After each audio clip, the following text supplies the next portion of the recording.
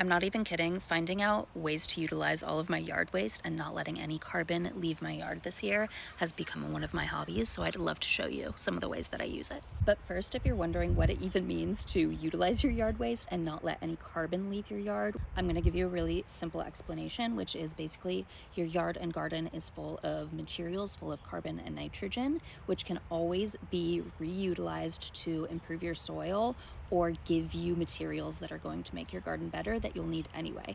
So the idea of never letting carbon leave your yard means if I pull this weed out of the ground, I'm not going to put it in a yard waste bin. I'm probably going to put it in a compost so that it turns into soil later.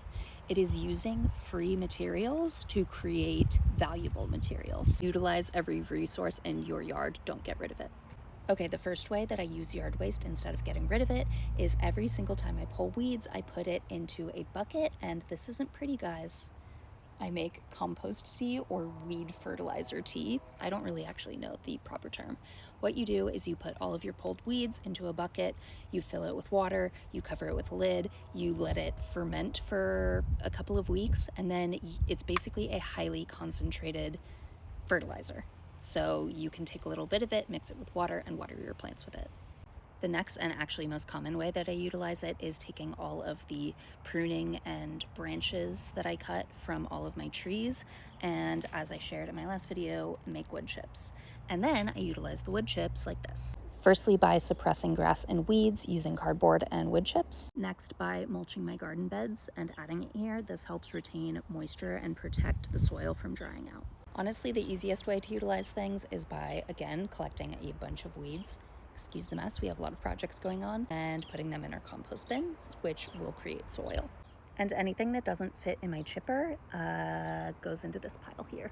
All logs and sticks and branches that we can't chip and we can't compost. We use this to fill the bottom of our veggie beds so that they require less soil, and we can also use this to kind of make makeshift garden beds. You can also use these as like borders for in-ground beds or pathways. And for all of us lazy gardeners like me, sometimes if I don't really have a perfect use for a bit of yard waste, like grass clippings or weeds that I pull, I literally just put them on the ground like this. Over time, it will break down and provide nutrients for your soil.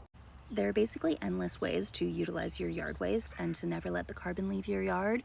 And this is just a few of them. So if anybody else has thoughtful, amazing, innovative ideas of how you use your yard waste, go ahead and put it in the comments so people can learn, including me.